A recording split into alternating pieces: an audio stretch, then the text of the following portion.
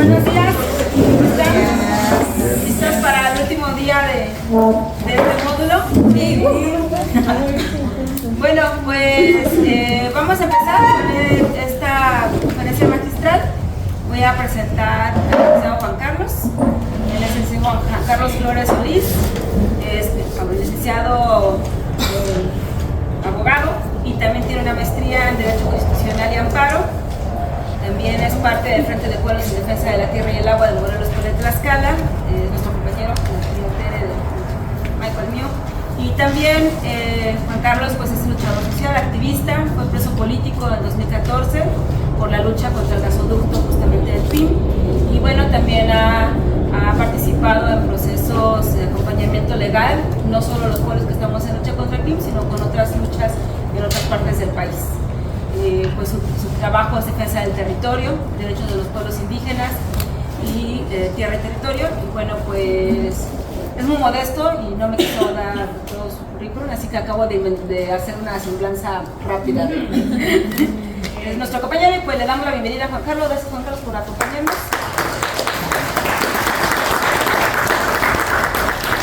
Pues bienvenido y te damos la palabra. Bueno, pues buenos días a todas y a todos.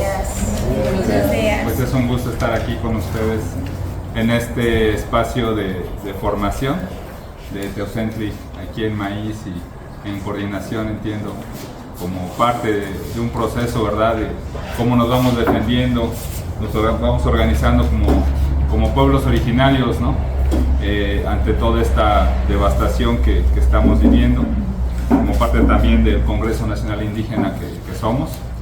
Y bueno, pues yo creo que primero ver esta situación, ¿verdad?, de la tierra y el territorio, ¿no?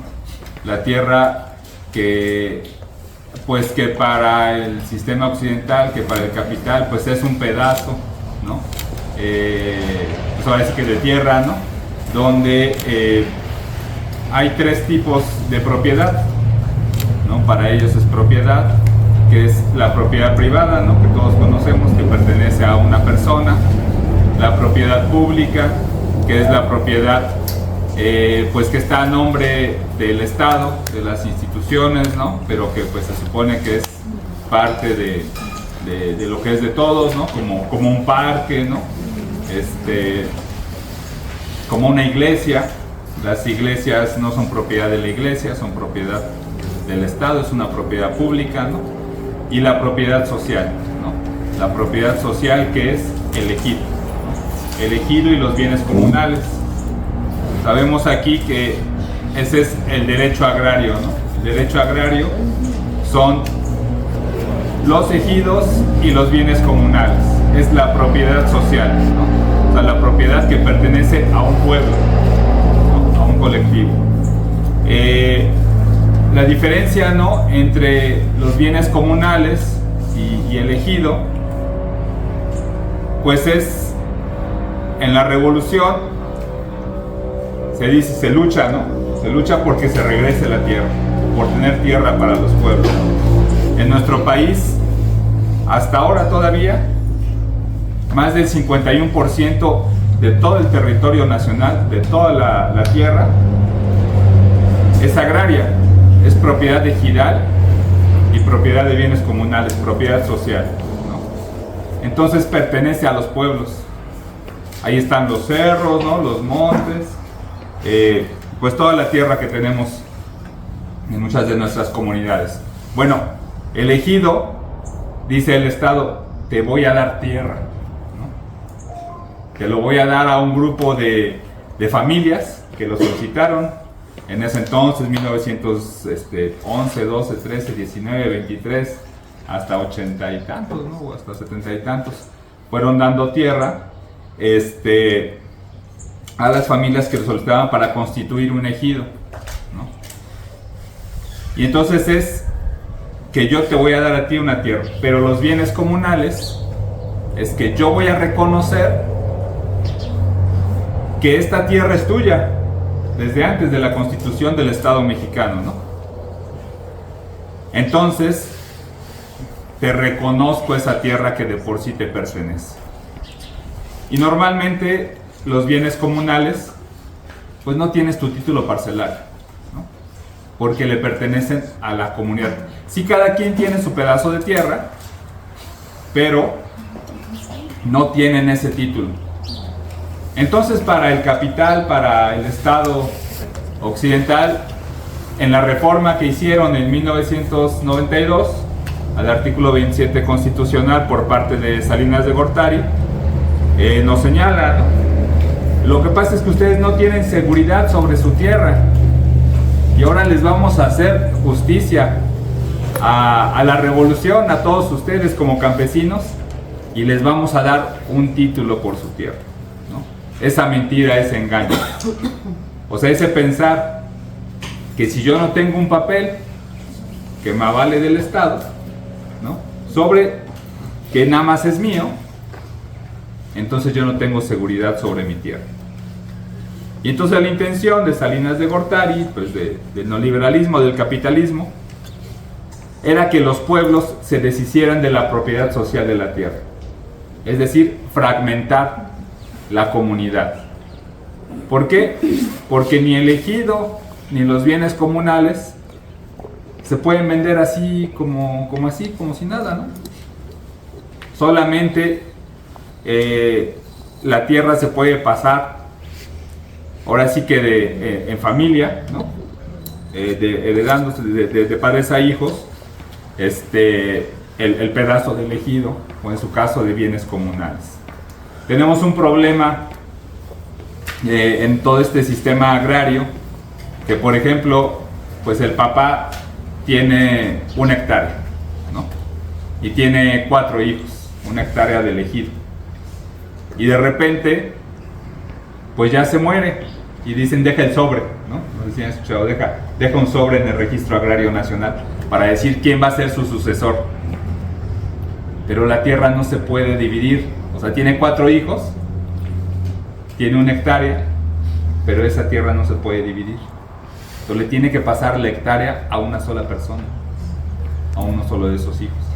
Y ese es un problema, porque de repente puede haber pues los agandalles, ¿no?, entre la misma familia y todo. Entonces sí, ahí tenemos un problema con el ejido, pero también en el momento en que se protegió todo esto, porque además tanto el ejido como los bienes comunales, pues todo esto sabemos que está regida por la asamblea, ¿no? Y en eso sí contemplar que el comisariado ejidal o el comisariado de bienes comunales pues no es una autoridad, es el representante del ejido. ¿A quién representa? A la asamblea del ejido. ¿Eso qué significa? Que el comisariado ejidal no puede decidir por el ejido, ¿no? Sino él lo que tiene que hacer es convocar a asamblea, y ya la asamblea es la que decide lo que se va a hacer, ya sea sobre la tierra, ya sea sobre un problema que están teniendo. Entonces se mantiene esa colectividad con la propiedad social, con el ejido, con los bienes comunales. Bueno, pues el capitalismo, ¿no?, el gobierno capitalista quiso deshacer eso y les dijo a la gente: ahora sí, ya después de esto, con esta reforma, ya puedes salirte del ejido, ¿no? E inició el procede, ya cada quien pues tiene ahí parcelado, pero está dentro del ejido, ¿no? Pero ya que pasó el procede, ahora sí, ya pueden agarrar y decir: pues yo me salgo del ejido y ya vendo mi tierra. Con eso pensaba el gobierno que iba a desaparecer el ejido, que iba a desaparecer la comunidad, lo que ahora llaman los zapatistas también el común, ¿no? Y no fue así. Ya pasaron ¿cuántos años desde 1992? 33 años, ¿no? 33 años, y sigue existiendo más del 51% del territorio nacional como ejido y bienes comunales, ¿no? Entonces los gobiernos han estado ensayando nuevas reformas al artículo 27 constitucional. En Oaxaca ha habido también estos problemas, ¿no?, de decir: vamos, tenemos que desaparecer la tierra. ¿Por qué? Porque no solamente es que mantiene la comunidad y la organización y depende de la asamblea, sino también está, dijéramos, más amparada, ¿no? Está más protegida la tierra. Por ejemplo, cuando tenemos un megaproyecto, ¿no? Nos pasa en el proyecto integral Morelos, pero en el caso del gasoducto, es un proyecto que para el gobierno es muy importante y es de prioridad nacional. Y entonces, cuando hay un megaproyecto y tú te amparas, el juez puede decir: sí, tal vez afectará tu propiedad privada, tal vez afectará muchas cosas que tú tienes, pero es de interés social, de interés público. Entonces yo no puedo suspender ese proyecto, porque afectaría a una colectividad. Protegerte a ti implicaría afectar a un número mayor de personas, a un beneficio. Entonces yo no puedo hacer eso. Entonces no puedo dar esa suspensión, aunque pasen por encima de tus derechos, aunque sea una injusticia, pero es que va a proteger más. Hablemos de un gasoducto que es arbitrario, de una mina, etcétera. Pero hablemos de un hospital, de una escuela, ¿no? Que para el sentido común diría, pues es más necesario. Pero si es ejido, ahí sí se para porque se para. Porque desde el inicio se ha reconocido que el ejido es de interés social. Porque generar alimentos es un gran interés colectivo, porque los campesinos, los pueblos, son históricamente, pues, en una desventaja, están en una desventaja social y hay que protegerlos.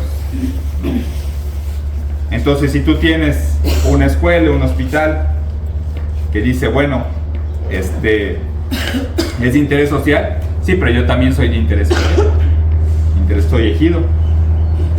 Y entonces es lo que le llaman en el amparo la suspensión de oficio y de plano. O sea, no va a estar condicionada a nada. Es ejido, te pueden quitar tu ejido, te lo pueden dañar, se suspende. ¿Por qué? Porque hay que proteger el ejido. Antes incluso, en el amparo, en la ley de amparo estaba dividido en dos. Era un libro para, pues, todo lo general y otro libro para el amparo agrario, porque había esa protección. Ya quitaron ese libro del amparo agrario, pero sigue teniendo esas ciertas protecciones, como por ejemplo la suspensión de plano sobre el ejido. Pero también hay que es importante que quien lo interponga sea el comisariado ejidal, porque es el representante del ejido. Ahí es donde se jode la cosa en muchas ocasiones, ¿verdad? Porque ya lo amenazaron, ya lo compraron y todo lo demás.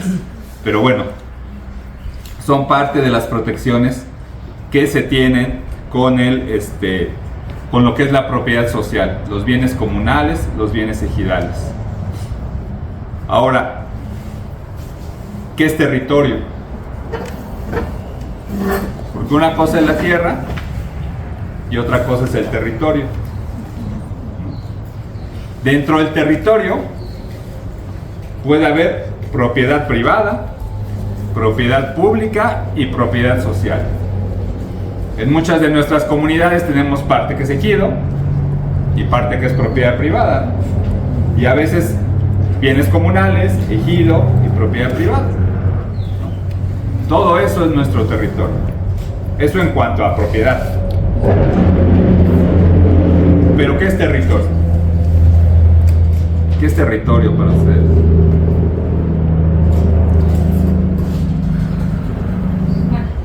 El lugar en donde estamos,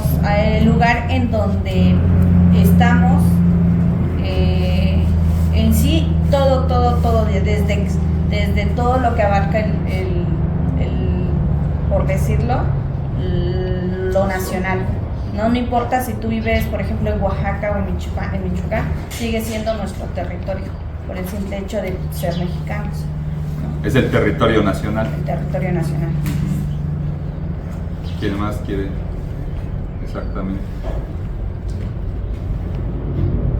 Pues yo creo creo que el territorio se refiere a tierra, ¿no? Es parte de, nosotros somos parte de, y para mí territorio es todo el lugar donde no solamente el que habito, sino el que camino y donde me muevo, es todo ese territorio, es parte de nosotros, el planeta, ¿no? Es el territorio nuestro, no sé, creo que no te limita, ¿no? El territorio, podemos ser hasta nuestros propios cuerpos, ¿no? El territorio, entonces creo que no te limita, ¿no? No sé, yo creo que para mí es eso. Creo que un territorio es que hay como dos cosas, ¿no? Porque lo que dice lo que me es cierto, ¿no? El territorio es como lo que delimita la tierra, ¿no? O sea, lo que oficialmente el gobierno es que de aquí a acá es un estado y de acá a acá es otro estado, ¿no? Es como esa parte, ¿no? Nosotros, allá en un poco la discusión, hemos planteado que, bueno, en Oaxaca, que el territorio no nada más es los límites, ¿no? Sino que tiene que ver con todo lo que hay dentro de lo que se dice territorio, que tiene que ver con como la forma de pensar, la lengua, el agua, incluso el aire, o sea, es como más esa parte, ¿no? De decir un territorio es todo, ¿no? Entonces, bueno, nosotros más o menos hemos estado como en esa discusión. Para mí el territorio es el lugar o espacio donde habitamos, como individual o colectivamente. Individual, pues mi territorio es mi cuerpo, en el que yo habito, mi ente. Y pues colectivo sería este espacio, ¿no? Y evidentemente pues ya hay alguien que le ha puesto una barrera, ¿no? Por eso delimita algo.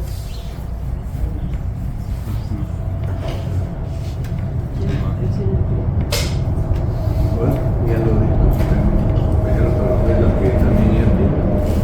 Territorio yo creo que es igual como el Estado, lo que colinda, no decir de Oaxaca, lo que es parte de Oaxaca, pues ya es un territorio donde nosotros como los que somos de Oaxaca, ya podemos decir, Oaxaca es un territorio estatal. Y nacional, pues claro que el que Para mí el territorio es el espacio intangible donde te permite pues, desarrollarte y tienes recursos tanto sociales como naturales. No importa el espacio, sino más bien lo que te nutra desde la palabra hasta el agua.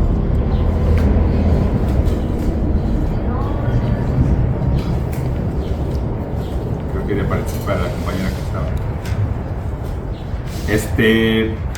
Sí, entonces, conforme a lo que han estado diciendo, podríamos identificar 3 características del territorio, ¿no? Una es la identidad. El territorio nacional de México, pues es lo que es México, ¿verdad? Lo que nos identifica como mexicanos, lo que es nuestra comunidad, ¿no? Donde está nuestro pueblo.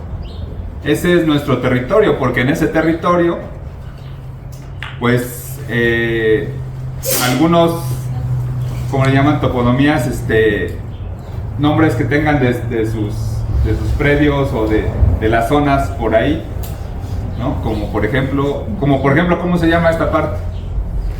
¿Sabes? Antes. María Cuapan. Santa María Cuapan. Claro, pero en Santa María Cuapan hay una parte, no, pues que la parte del cerro de allá se llama Tepetzintla, ¿no? Que la parte de acá se llama pues tal, ¿no? Entonces, ¿por qué se llama así? Ah, no, pues es que ahí nacía el agua, ¿no? O ahí hay Tequesquite. Y ya cada uno le va nombrando, hay una identidad, ¿no? En un territorio hay una identidad. El territorio nacional, bueno, porque todos nos identificamos como mexicanos. Sí, todo es territorio, pero también hay una identidad, ¿no? Porque entonces, no, por eso no Estados Unidos En teoría, ¿verdad? No viene a mandar sobre México. Y esa es otra característica. La jurisdicción, lo que podríamos llamar la soberanía. ¿Quién manda en ese territorio? En un territorio manda alguien. ¿Vale? En el territorio mexicano, pues se supone que manda México, ¿no? Decide México ahí. En el territorio de nuestro pueblo, ¿quién manda? Del pueblo, ¿no? Porque es nuestro territorio. Entonces es esa soberanía, esa jurisdicción. O sea, yo llego a decidir en mi territorio, ¿no? Yo llego a decidir en mi cuerpo, no en el de junto. Por ejemplo, nos hicieron una consulta Obrador sangrienta por el proyecto integral Morelos y dijo, pues que vote todo el estado de Morelos y los municipios afectados por el gasoducto si quieren que se termine el proyecto integral Morelos o no. Y nosotros decíamos, a ver, espérate, porque aquí es democracia. ¿Y por qué la mayoría va a decidir sobre mi pueblo? O sea, ¿a poco todos nos vamos a poner de acuerdo? Y a ver, ¿todos están de acuerdo que le peguemos a la compañera? Sí. No, pues es democracia, ¿no? ¿A poco no fue democracia? Pero no, ¿verdad? Porque es ella. Sí. Es su territorio. No a ella, a ver. Bueno, si quiere cambiar de opinión, pues también. El pueblo manda, es el pueblo sabio, dicen, ¿no? No, cada quien manda sobre sí mismo, ¿no? Y entonces le llaman soberanía a que es lo máximo, lo soberano, ¿no? Lo que manda.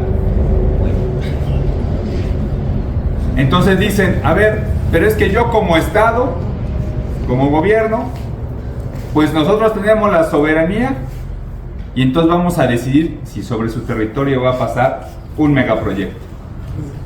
No, espérate. ¿Quién se sabe del artículo 39 constitucional? La esencia, pues, ¿qué dice? El artículo 39 dice que el poder es del pueblo, ¿no? Y quien Manda en el decide pueblo. es el pueblo. Sí. Entonces ese es el artículo 39 de la Constitución que yo entiendo. Exacto. Es el que está hasta allá, el 39, ¿no? Pero es el más básico para mí de la defensa. ¿Por qué? Porque el poder emana del pueblo y el pueblo tiene en todo momento el derecho de decidir, de cambiar su forma de gobierno, ¿no? Pero yo le pondría no el pueblo, los pueblos, porque cada pueblo debe ser soberano sobre su territorio.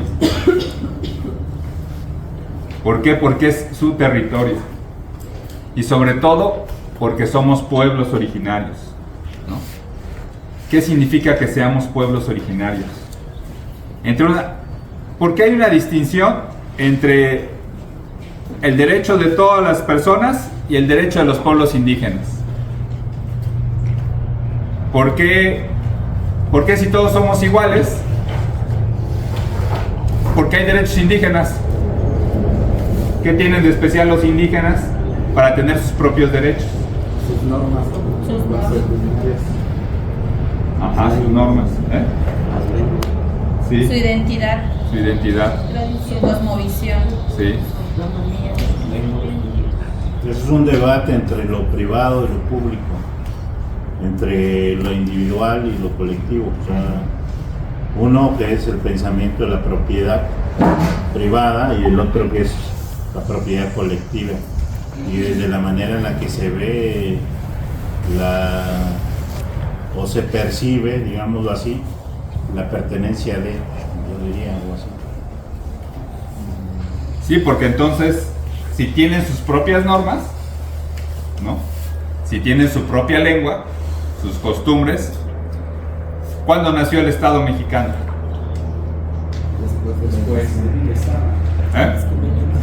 Después de la conquista. Después de... Que nace. Sí, después de la conquista, Sí. después de la independencia. Independencia. ¿No? Ujú. Pero sí. ¿Y cuándo nacieron los pueblos? Ya estaba. Y hay una máxima en derecho que dice, el que es primero en hecho, es primero en derecho. Entonces, si de por sí sería por lógica y derecho natural que cada pueblo decide sobre su territorio de manera soberana, y está en el artículo 39, además, nosotros estamos antes, perdón, que tu puto estado. Por eso somos pueblos originarios, ¿no? No digas grosería, por favor.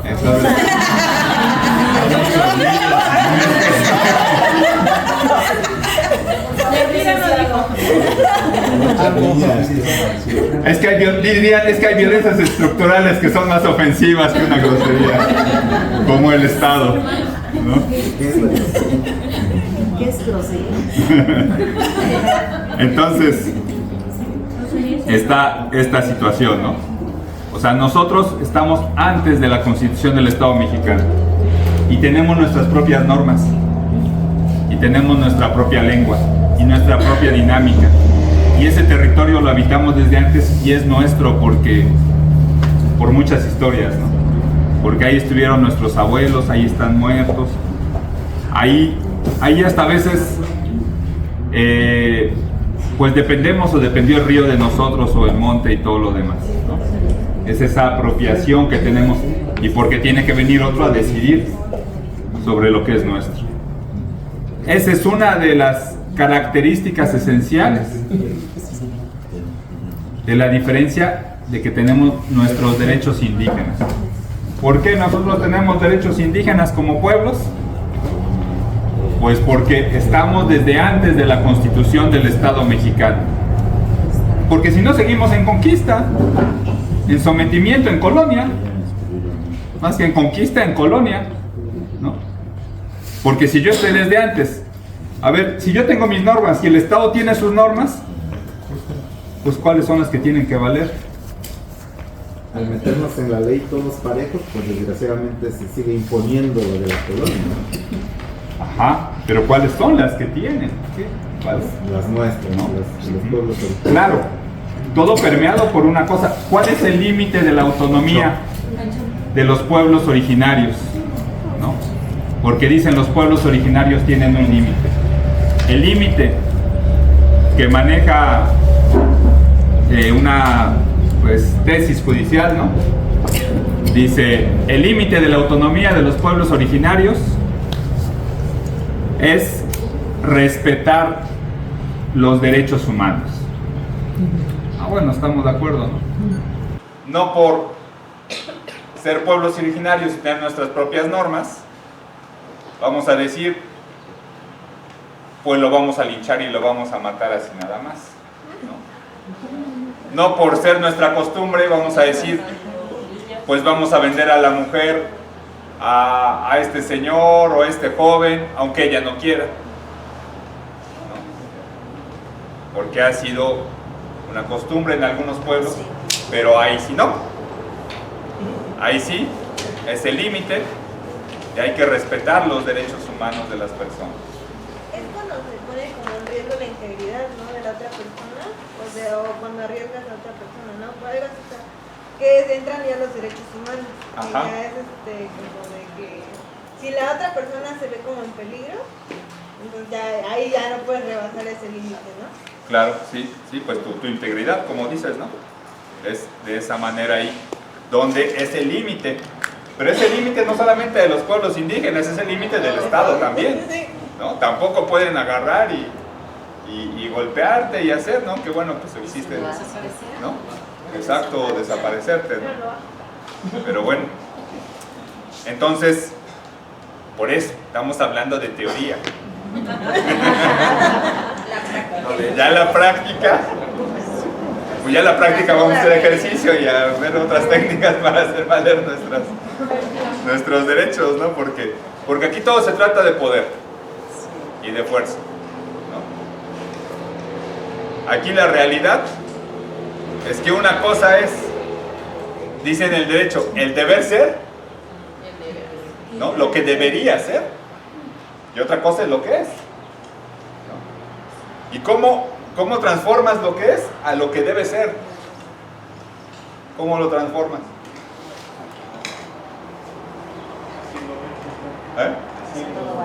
Haciéndolo valer.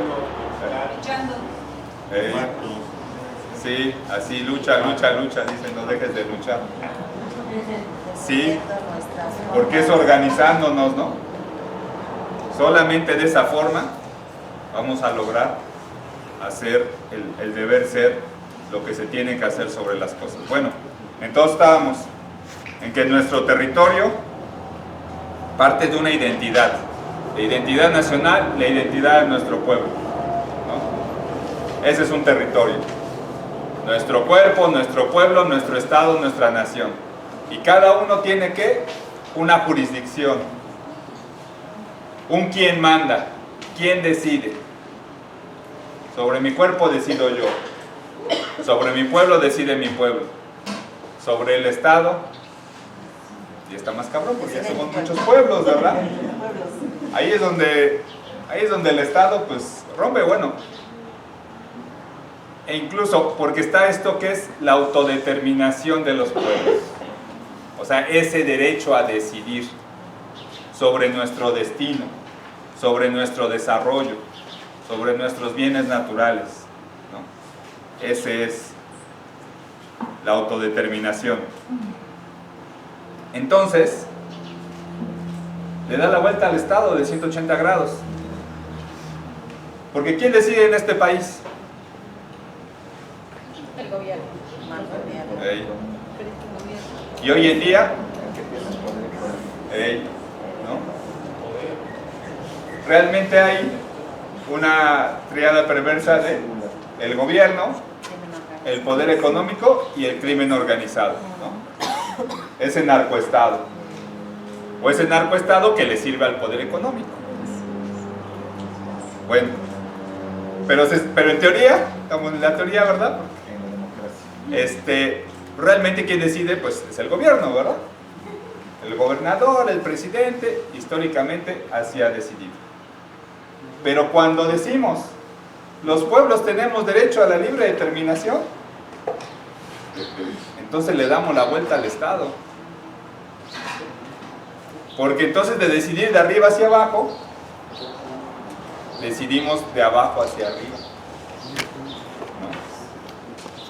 Porque ¿quién va a decidir qué obras se necesitan en nuestro pueblo? Pues se supone que nosotros, pero al final lo decide. En teoría no. Ajá. Se supondría, porque además es para nuestro beneficio, ¿verdad? Bueno, pues en toda esta lucha y simulación, o captura, ¿no? También que pues, van luchando y entonces ellos van viendo, decía en tiempos de la colonia, eso me gusta mucho decirlo ahí, que estaba, había un puesto de la colonia que le llamaban el oidor. Era una persona que venía, bueno, o sea, que estaba encargada desde España, ¿no? A ver, a escuchar qué estaba pasando. Y entonces, porque en tiempos de la colonia, aunque los españoles, malditos, etcétera, pero había cierto reconocimiento, digo, no los voy a defender. Lo que voy a hacer es atacar más al Estado actual, ¿no?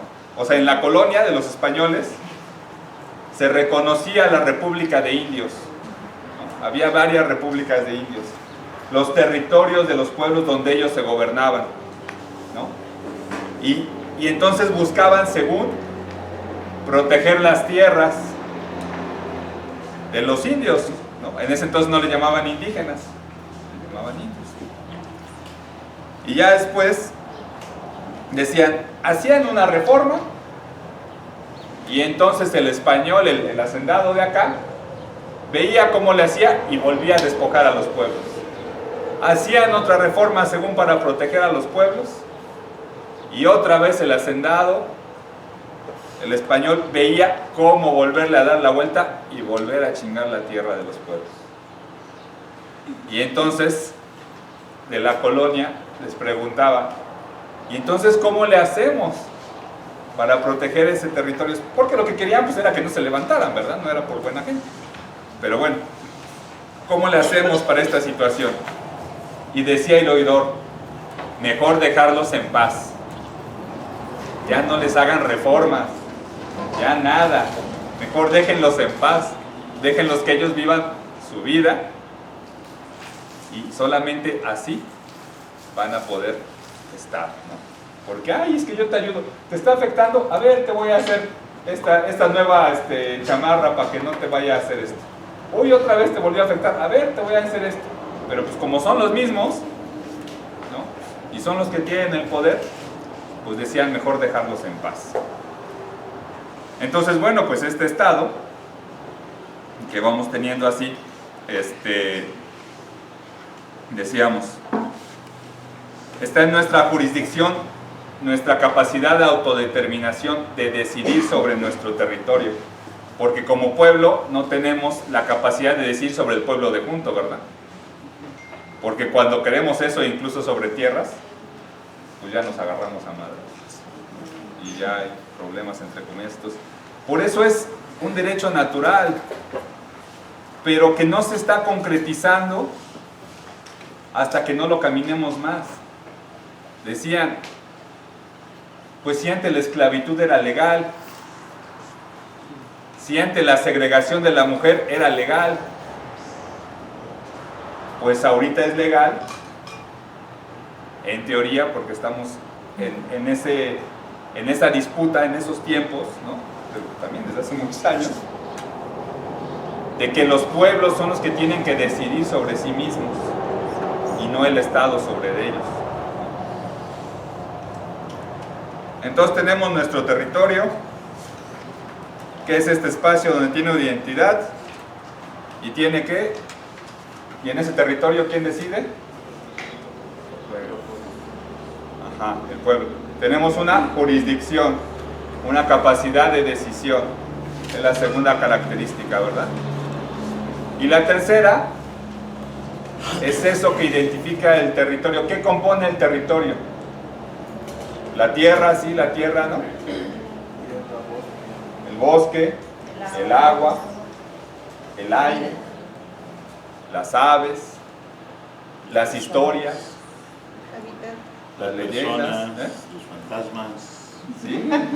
¿No? chaneques, es todo eso que decía Michelle, lo intangible, lo tangible e intangible, ¿no? Que tal vez por ahí empezáramos, ¿no? Nuestro territorio, que somos nuestros sentimientos, nuestra alma, nuestros ojos, nuestra panza, todo, ¿no? Ajá. Y entonces esas tres características, con esas tres características podríamos identificar más o menos qué es nuestro territorio. Y ya de ahí, ¿por qué es importante? Porque cuando alguien quiere llegar a afectarnos, decimos, a ver, espérate, primero, estás en mi territorio. Y segundo, vas a afectar qué de mi territorio. No, pues es que yo ya hice el manifiesto de impacto ambiental, que son 600 hojas que no te las voy a dar a conocer, porque ni le vas a entender, ni lo vas a leer. Pero mira, ya dijo el manifiesto que lo único que vamos a hacer es que este bulevar, esta carretera, le vamos a quitar 200 arbolitos y los vamos a sembrar en el otro estado o por ahí. Vamos a sembrar 500 y ya no hay una afectación al medio ambiente. No, espérate, es que esa carretera va a dividir mi forma de vida, ¿no? Porque también en el territorio se da nuestra forma de vida, ¿verdad? Y eso también es importantísimo, nuestra forma de vida, porque es parte de nuestra esencia. Entonces yo ya no puedo cruzar para el otro lado para sembrar mi tierra o para ir a la escuela, porque pues aquí ya está concesionada una autopista. No, pero es que el manifiesto ya dijo que no pasa nada, ¿no? Sí, pero yo te estoy diciendo que yo aquí vivo y que eso me va a afectar. Porque es importante la afectación. Identificar en qué nos va a afectar. Ah, bueno, pues entonces, porque aunque no nos quieren escuchar ni nos creen, pues al final sí nos tienen que escuchar, ¿no? Y como les digo, pues ellos se van reformando, ¿verdad? Entonces ahora ya crearon otra cosa, que es la evaluación de impacto social. Entonces, bueno, como en los proyectos energéticos. Ahora, antes de hacer la evaluación de impacto ambiental, vamos a hacer la evaluación de impacto social para ver si va a afectar al pueblo. Para que cuando tú llegues y me digas, ¿es que me va a afectar? Sí, yo ya lo sabía, ¿no? O pues bueno, es como decir vulgarmente de mí en el agua los camotes, ¿no? O sea, una cosa es lo que entregan y otra cosa es lo que investigan. No, pues es que este pueblo no se deja, ¿eh? Aguas, entonces mejor hay que ver. O no, ¿sabes qué? Si te agarras estos 5 ambiciosos de acá, con eso divides al pueblo, se cooptan a los demás, se pelean entre ellos, pero eso yo no lo voy a poner en mi evaluación de impacto social, ¿verdad? Voy a decir que tienen 5 abejas y 3 marranos. Que todos estén de acuerdo. ¿Sí? Y entonces, ahí también van haciendo esta situación, pero eso, ¿no? Vamos identificando las afectaciones. Entonces, muchas veces hablamos de los derechos indígenas y decimos, es que tenemos derecho a la consulta. ¿Cómo debe ser la consulta indígena? Libre e informada. Previa, libre y Libre, previa, informada, ¿no? Ajá. De buena fe, ¿no? Dicen. ¿Y quién hace la consulta? el Estado.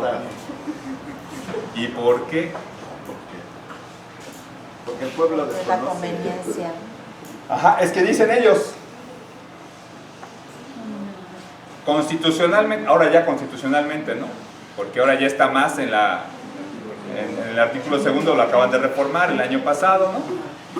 Y ya dice, ya hablan más de la consulta, y en este año es probable que ya haya una ley general sobre consulta indígena a nivel nacional. Entonces dicen, el Estado tiene la obligación de consultar a los pueblos indígenas.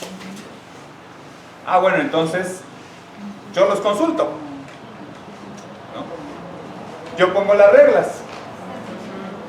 Yo digo hasta dónde va a llegar la consulta. ¿Cómo va a ser la consulta? Y por todo lo demás, sin decirlo, pero es así, yo decido.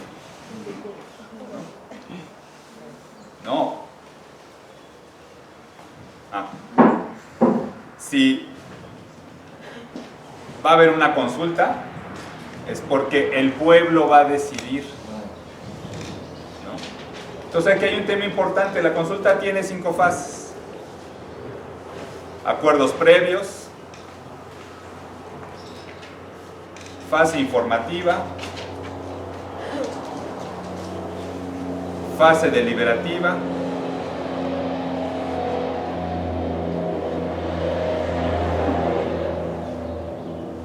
fase consultiva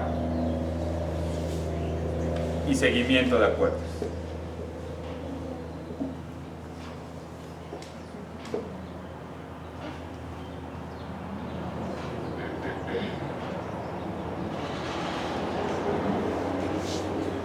En los acuerdos previos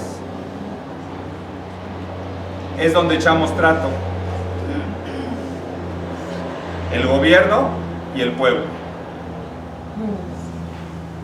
Es donde se firma el convenio, por decirle así, el trato de cómo se va a llevar a cabo la consulta, qué alcances va a tener, qué objetivos, cómo se tiene que dar. Y ese acuerdo, ese convenio que se firma entre las partes, se llama protocolo, ¿no? Protocolo de consulta indígena. Entonces muchas veces ellos llegan con su protocolo y te dicen, ni te lo explican bien, te dicen, bueno, lo único que te preguntan es, ¿Cuándo quieren que sean las asambleas? ¿Cuándo participa más la gente? No, pues que los domingos. ¿Y cómo se convoca la gente? No, pues que por perifoneo. No, pues que de esta forma. Ah, bueno, eso lo ponemos. Pum. Y todo lo demás, ahí están como 20 hojas, 15 hojas, 50 hojas. Y ni le entendimos ni nos enteramos de qué trata. Pero ahí viene el objetivo de la consulta. Los alcances, nuestros derechos. Bueno, pues ese protocolo hay que hacerlo nosotros. Y ahí lo vamos a pelear. Nosotros llevamos un protocolo, hicimos un protocolo de consulta indígena en San Andrés Cholula, aquí junto a Puebla. Y nosotros lo hicimos y ya lo rebotamos con el gobierno municipal. Y ya no, que esto sí, que esto no. Ya nos peleamos un rato, duramos como 8 meses. En que sí, que no, llevamos 6 años. No, ni dejen que los afecten, ni dejen que nos controlen, o sea, porque son procesos larguísimos, ¿no? Conseguimos luego sentencias de amparo de reparación del daño, ¿no? No, pues que ya si al final sí es cierto, no consultaron a la comunidad, pues ahora hay que preguntarle a la comunidad qué afectaciones tuvo y cómo se le va a reparar el daño para que se le repare. Órale, cabrón, no. Ya ves, te gané estado. Puta, 4 años para ver si eso se logra. Oye, Juan, ¿las consultas las puede proponer el pueblo indígena o las tiene que proponer? Las tiene que exigir. Se tiene que... No, pues es que es un derecho que tienes que hacer valer, ¿no? Si te lo violan, pues por eso te amparas, ¿verdad? Pero sí, o sea, de entrada. ¿Pero consulta para qué? Porque yo creo que el debate de la consulta, ¿para qué? Ustedes tienen una asamblea en los pueblos. O sea, necesitan consultarse ¿qué? La consulta tiene doble filo. Exacto. Las consultas Pues tienen una asamblea, ¿para qué quieren consultar? Si el máximo autoridad es su asamblea. Yo como pueblo, ¿para qué quiero consultarme a mí si sé de la necesidad que tengo acá, en mi comunidad? Lo que sí sé es que el Estado no está cumpliendo con el máximo de los recursos que debería de generar las condiciones o las mejores condiciones para el buen vivir de mi comunidad. O sea, no hay cambio a la postura, porque la consulta ¿para qué? Y más bien ahí vemos que es la trampa del Estado para imponer, es decir, yo te consulto.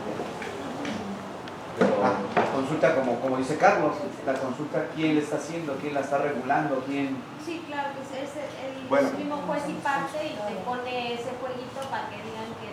Pero bueno, o sea, como ahorita en este supuesto ya de la consulta, o sea, como cómo hacerla nuestra, ¿no? Si caes en ese supuesto. Entonces, los mismos pueblos la tienen que exigir y tienen que mandar ese protocolo no permitir que te vayan nada más a preguntar cuándo es la asamblea, ¿no? Los horarios. Pero sí, recordemos un poco de historia.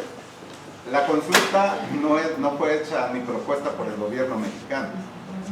La consulta viene del convenio 169 de la OIT, que regula los pueblos indígenas, el derecho de los pueblos indígenas.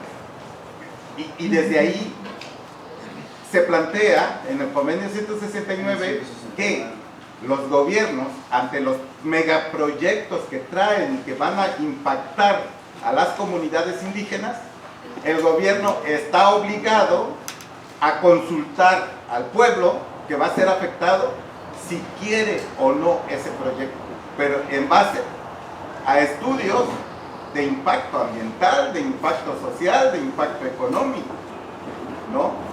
Y por eso, desde el convenio 169 se le exige al gobierno, en este caso, el pueblo zapoteca del mismo Tehuantepec, exige, en base al convenio 169, se le consulte.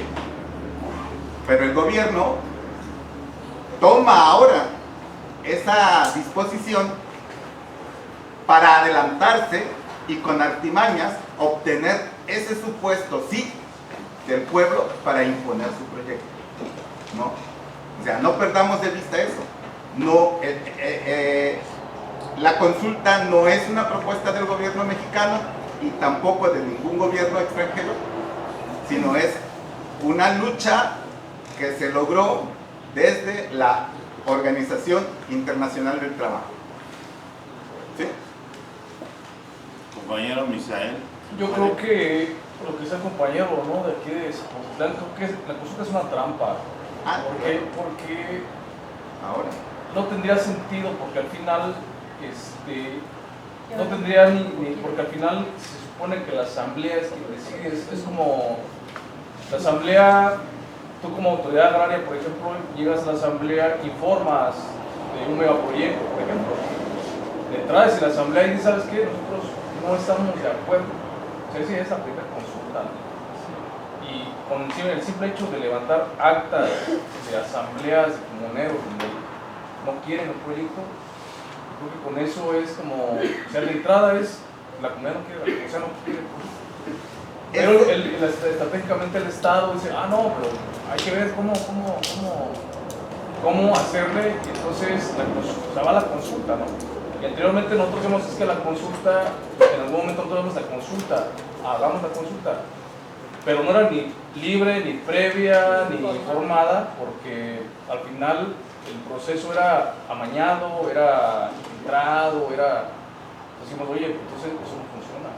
No funciona porque si no, o sea, si no, los protocolos tampoco deben ser de fuera, o sea, el primer protocolo creo que es la asamblea, y que al final el Estado dice que entonces hay que romper la asamblea. ¿Y cómo la vamos a romper? O sea, armando una propuesta de consulta que sea vinculante, porque anteriormente decimos, bueno, la consulta es, si la gente dice sí, bueno, si se gana, el gobierno dice, no, pues es que yo nada más te iba a consultar, o sea, porque al final ellos ponen los megaproyectos. Entonces, como que decíamos, es que no es vinculante, pues, o sea, no había eso como, bueno, si no hay un respeto, pues, o sea, no se vinculaba, es decir, si ya dijo la nueva que no, o sea, el gobierno sigue chingando. Sí. Hasta declaran los megaproyectos. Entonces nosotros, yo pienso que entrar a la consulta real, pues es la interna que se hace en las asambleas, ¿no? Incluso el mismo convenio 169, compañeros, no establece, por ejemplo, dice cómo el Estado y se pondrá de acuerdo en el tema de la consulta. O sea, te va a consultar, sí, y luego el Estado es el que determina al final del día si va o no el proyecto. El convenio 69, ¿en dónde está estipulado? ¿Dónde está? ¿En qué apartado está de Naciones Unidas?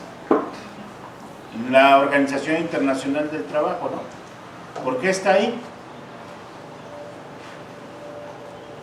Fue el huequito que metieron ahí, que lo encajonaron.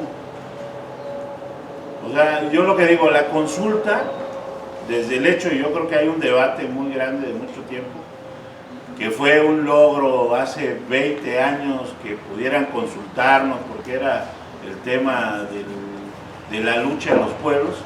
Perdón, pero hoy la consulta está muy rebasada, compañeros. En el tema de la Organización Internacional del Trabajo, establece que la consulta se hace solamente para tomar en cuenta a los pueblos originarios, pero no para decir el no a los grandes proyectos que están aterrizando económicamente en nuestros territorios. Yo creo que el espíritu lleva eso, ¿no? Porque en México es válido la aplicación de este convenio porque México, de acuerdo a la ley, firmó este convenio y por eso es aplicable en México, ¿no? Y el espíritu era eso, porque anteriormente no existía la consulta previa, las características que propone, ¿sí? No existía, pero ciertamente hoy está prostituido. Es más, muchos de los pueblos originarios que toman este convenio, ya dicen, no, es que ahora ya no queremos la consulta, porque ahora es el gobierno el que nos viene a imponer la consulta para justificar sus acciones. Y en México, ¿qué pasa? Independientemente de que te encajaron una consulta, al final el gobierno federal dice, es que este megaproyecto es de prioridad nacional y hagan las consultas y las reuniones y todas las que ustedes quieran, nadie lo puede detener, ¿no? son argucias jurídicas que el mismo gobierno se está apropiando. En un primer momento fue un triunfo, digamos, de los movimientos sociales, que el gobierno aceptara, firmara el convenio 169 para que fueran aplicados. Pero al final, el gobierno tan listo, el sistema capitalista, que se apropian de este gane, se agandallan de este gane, para llevar siempre el gane ellos frente a todo, ¿no?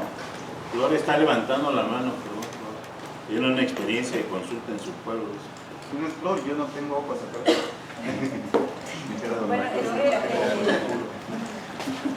el Estado lo que ha hecho en las comunidades, por ejemplo, nosotros nos tocó vivir como la consulta amañada, sucia, que se vivió en nuestra región, es que la Secretaría de Energía llegaba a la comunidad, imponía una consulta, es más, ni siquiera hablaba una lengua indígena. La persona que va a llevar esa consulta debe hablar una lengua para que la comunidad o el pueblo entienda, ¿no?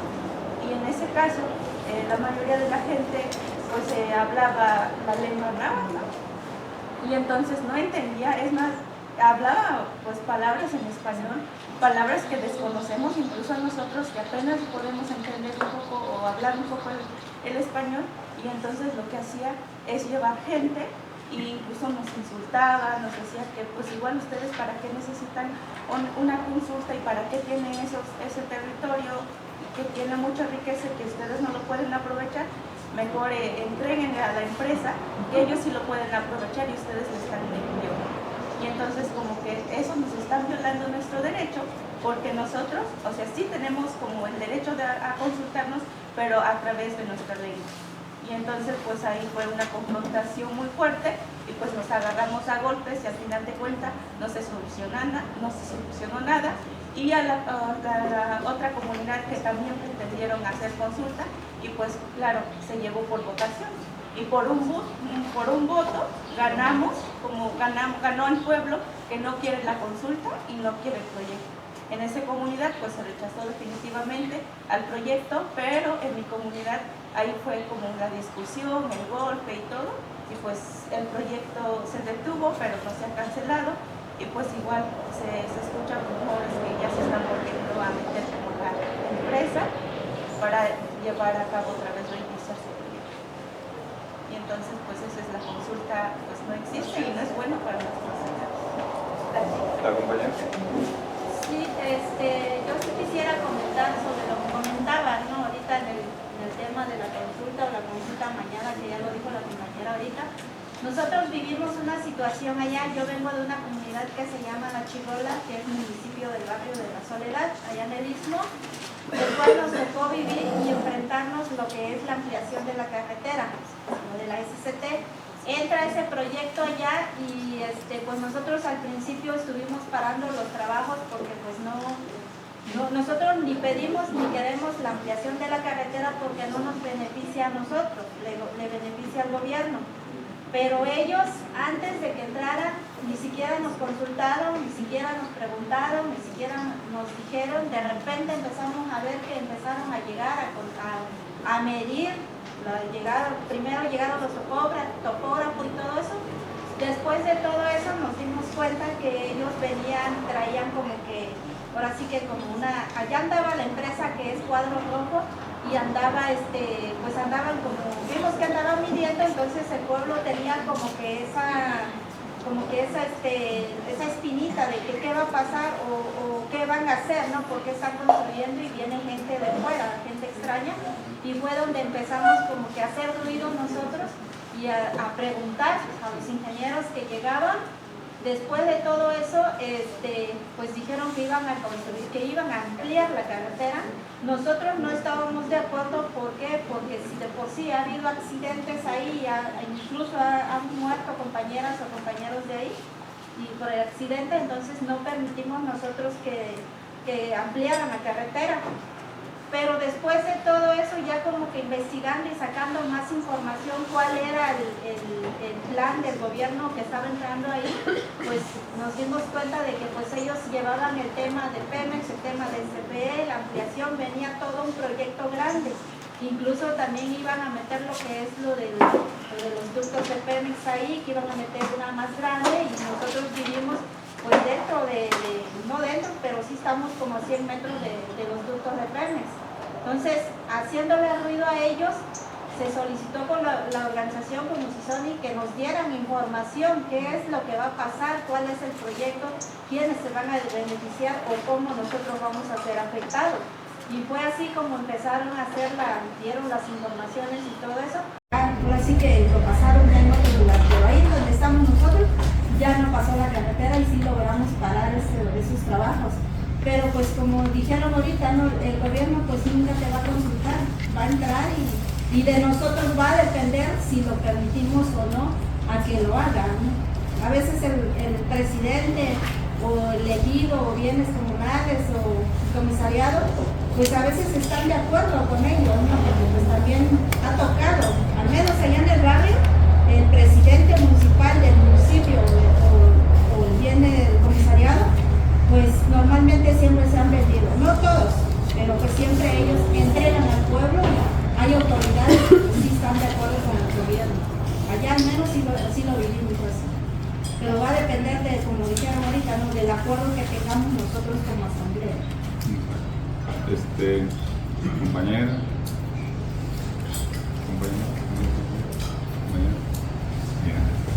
Claro, evidente, la consulta es un problema, ¿verdad? Sí, yo retomo un poquito lo que dice Omar. En el acuerdo 169 se dice que como pueblos originarios tenemos derecho a la consulta, pero eso no define si sí o no se va a colocar ese proyecto que hay en nuestras comunidades. Claro que muchas de estas consultas que se debería realizar con estas características, que debe ser previa, libre, informada, pues no se realiza de esta manera porque hay intereses privados, y dentro de esos intereses privados, desgraciadamente las autoridades que deberían de protegernos, que son parte de la comunidad, como los agentes municipales o comisariados ejidales, pues terminan vendiéndose, ¿no? Entonces, nosotros igual tuvimos la experiencia con lo del tren interoceánico del Istmo de Tehuantepec, de la parte norte, que atraviesa por Mogoñe Viejo, en donde un grupo de personas pues también estaban dentro de la manifestación, que estaban en contra del proyecto, pararon máquinas, porque la consulta ni siquiera fue previa, ni fue libre, ni fue informada, porque se hizo a puertas cerradas con solo unos cuantos ejidatarios y comuneros, de los cuales no se les consideró a toda la comunidad. Normalmente ellos se manejan de que solamente deben de tener derecho a esa consulta las personas que tienen propiedades, que son ejidatarios o comuneros, pero no en toda la comunidad. Cuando se mete un proyecto, megaproyecto en tus comunidades, no solamente le va a afectar a mi vecino que tiene tierra, sino yo también por ser habitante dentro de esa comunidad, ¿no? Entonces, en Mogoñe Viejo se lograron parar las máquinas un buen tiempo. Desgraciadamente también por estas manifestaciones hubo compañeros, compañeras, mujeres dentro de esas manifestaciones que fueron brutalmente golpeadas, tanto como los hombres y las mujeres, y actualmente tienen carpetas de investigación, ¿no? Entonces, pues desgraciadamente estas consultas muchas veces pues ya son amañadas, que solamente se hacen porque es un requisito que se debe de hacer, pero no se hace como se debería.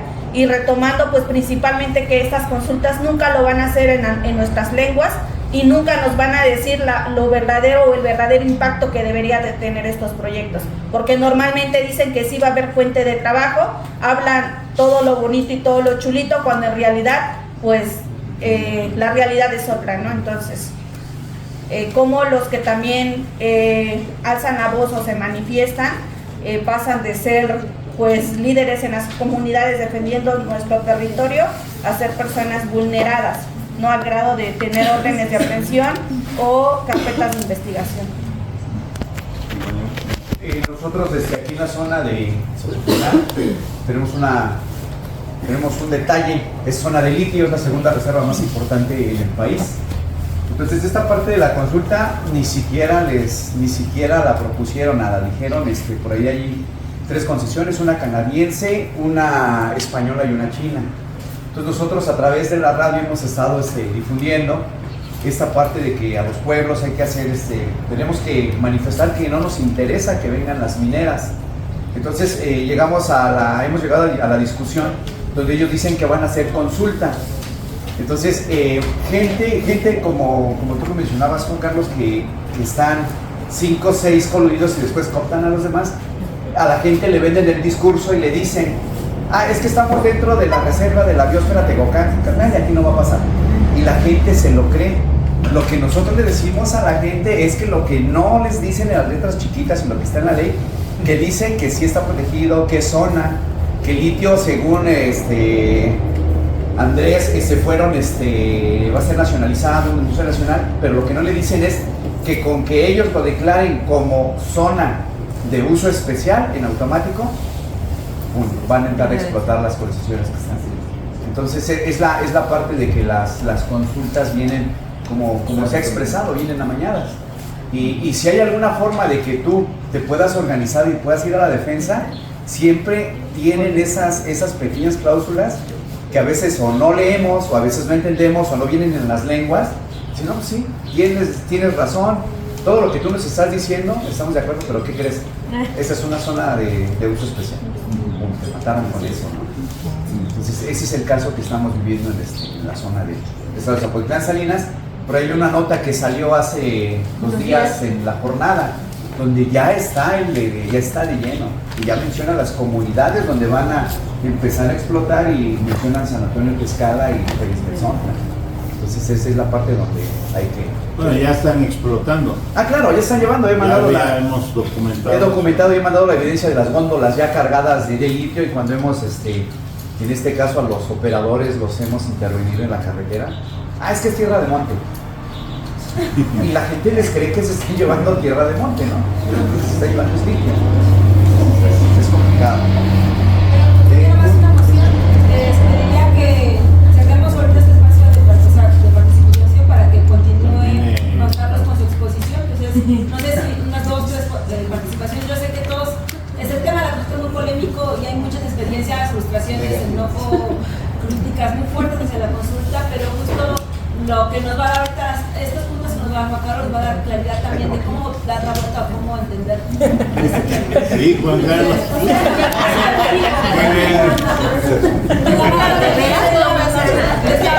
Estaba Ismael, estaba Viene, no sé si hay alguna otra participación.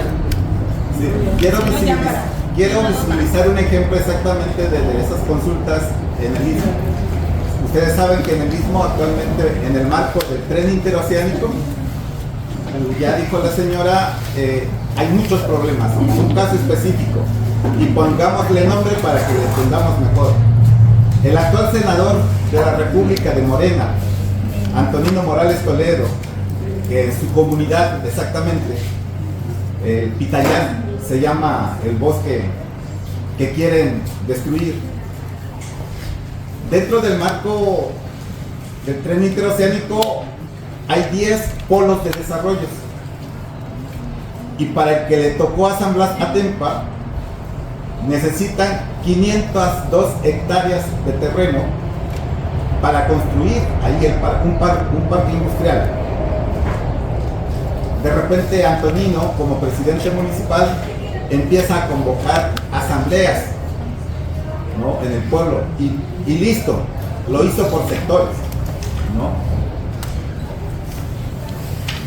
De repente dijeron, es que viene un desarrollo para el pueblo, ¿no? Va a haber trabajo, va a haber dinero, el flujo de dinero va a ser muy, muy fuerte, ¿no? Y la gente se empezó a extrañar. Específicamente una comunidad vecina de ese bosque, campesina totalmente, y cuando dijo, necesitamos entregar al proyecto 502 hectáreas de terreno y pensamos tomarlo del bosque El Pitayat, la gente dijo, no es posible, porque nosotros como campesinos de ese bosque sacamos corcones para nuestras casas, para las parejas jóvenes que se casan. De esos bosques sacamos alimento. una iguana, un conejo, unas palomas, un venado, ¿no? Para subsistir. De ese bosque produce el bosque pitaya, precisamente se llama el pitayal, y en mayo la gente cosecha y ven, y empezaron a ver lo bueno que es para ellos el bosquecillo, pero Antonino dijo: no, es que ya ustedes no van a tener que trabajar haciendo esas cosas, sino si trabajan en la empresa van a tener dinero quincenalmente. Pero la trampa de Nino es acaparar él las 500 hectáreas como de su propiedad para poner la idea que puso Obrador exactamente en Salina Cruz, de que si el terreno es propiedad comunal o ejidal, que sean los ejidatarios los que den en renta ese terreno y puedan tener una retribución. Así lo dijo Obrador en Salina Cruz. Entonces Nino, listo, dijo: entonces yo voy a apropiarme de las 502 hectáreas y yo voy a ser el que le va a rentar a la empresa para que mi capital vaya aumentando. La gente se da cuenta, dijo no, viene una segunda consulta, no, y la tercera, donde se supone toman acuerdo, hasta los muertos firmaron. Pero bueno, cuando hay movimiento y hay gente consciente, se investigó, se denunció, se solicitó un amparo ante esa tercera supuesta asamblea de consulta. Se echó abajo. La corte dijo: tiene derecho la gente de Puente Madera, tiene razón la gente de Puente Madera, estas dos personas son muertos, de hace uno de 3 y otro de 5 años, de muertos, y por eso esto es una consulta amañada y por eso no pasa. ¿Qué hace el gobierno? ¿Qué hace el Nino? ¿Qué hace el gobierno federal?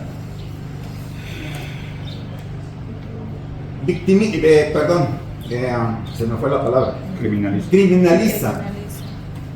Entonces van contra el agente municipal, le sacan una sentencia de 46 años con 6 meses de prisión y 17 órdenes de aprehensión de ancianos que ni siquiera estuvieron en el momento de los hechos que ellos toman. Al final de cuentas, la gente se asustó, se replegó, y entonces viene el gobierno a decir: ahora negociemos, dialoguemos, platiquemos. ¿Qué van a platicar? Retira el amparo que tienes, agente municipal, y nosotros te liberamos de la orden de aprehensión. A ese nivel. Es lo que yo les decía hace rato. O sea, el gobierno agarra la consulta ya como un requisito para, al final de cuentas, imponer su voluntad. A mí me sorprendió cuando al final de cuentas Obrador dijo: los megaproyectos, principalmente la del tren peninsular, ¿no?, es de seguridad nacional y nadie, ni siquiera nadie, puede pedirme información. Y ahí va. Y exactamente eso es lo que pasó. Ahí, en solo un polo de desarrollo, en la región del Istmo. Son 10. Hay pueblos en donde supuestamente llevaron la consulta y a los opositores en la madrugada llegó el ejército y se los llevó. Eso pasó en Mixtequilla, allá en el mismo Tehuantepec. Entonces, ciertamente, lo que en un primer momento fue obtenido como parte de un proceso de lucha de muchos pueblos y que lo retoma la OIT,